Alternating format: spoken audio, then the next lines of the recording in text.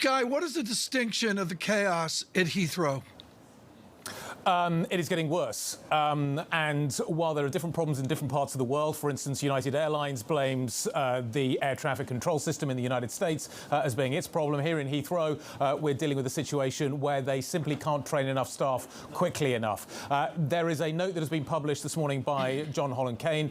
He is the CEO of Heathrow. It starts off, "Dear passengers," and it goes on, Tom, to talk about the arithmetic of what is happening here. They're trying to bring people in. It's a slow process. They're hiring as quickly as they can. Then they're struggling to train the staff as quickly as they can, and they're simply not keeping up with the demand that exists at the moment. So the arithmetic, Tom, goes something like this. Heathrow is now saying that it can deliver 100,000 passengers a day. It can't do any more, and it is now going to cap it. What it is saying is that by its current forecasts, looking at the current forecasts, airlines have booked around 104,000 seats per day in and out of Heathrow. And what they're saying is they can't do that. What they're saying is that there's an excess of 4,000 there. 1,500 of those seats have already been booked. 3,500 haven't. So what Heathrow is saying is, you can't do any more, guys. You're done. We're at the 100,000 limit. We're slightly over it. As a result of which, you cannot sell any more seats this summer coming in and out of our airport. This is a huge problem for the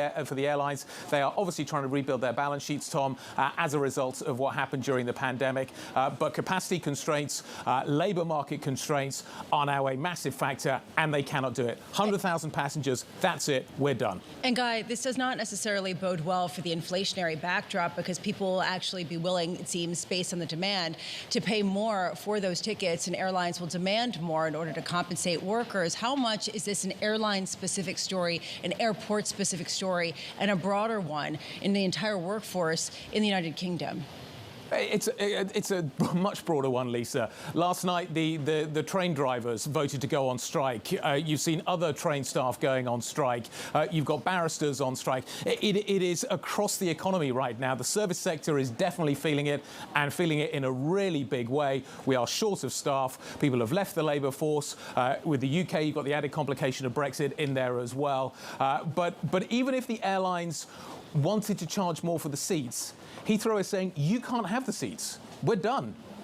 You can charge as much as you like for them. You are not allowed to sell them. There is a limit. A massive question about how much the seats are going to cost leaving from other airports in the UK. What's going to happen there?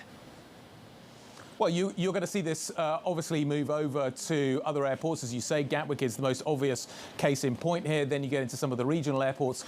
But I remember sharing a taxi a few months ago, John, with somebody who worked at Manchester Airport. They had a huge problem. This is across the board, across the UK. And it is, different airports have slightly different problems, but it's basically the same issues. It's ground handling staff, it's ticket desk staff. It goes across the board. In the States, there's pilot shortages and other issues, so different regions having different problems, but it is a problem that is going to face the entire industry across this summer. Then you may end up seeing a significant drop-off in demand. And that's the big question that everybody's trying to ask themselves here. When you get into fall, when you get into autumn, what happens? Does that demand drop off? They're trying to ramp up quickly. Then does the demand drop off and leave them high and dry in that situation as well? Exactly the opposite of where they find themselves now. So there's huge problems. If you take a look at the short positions that are being built up in the airline sector right now, John, they are building and building and building. What a mess.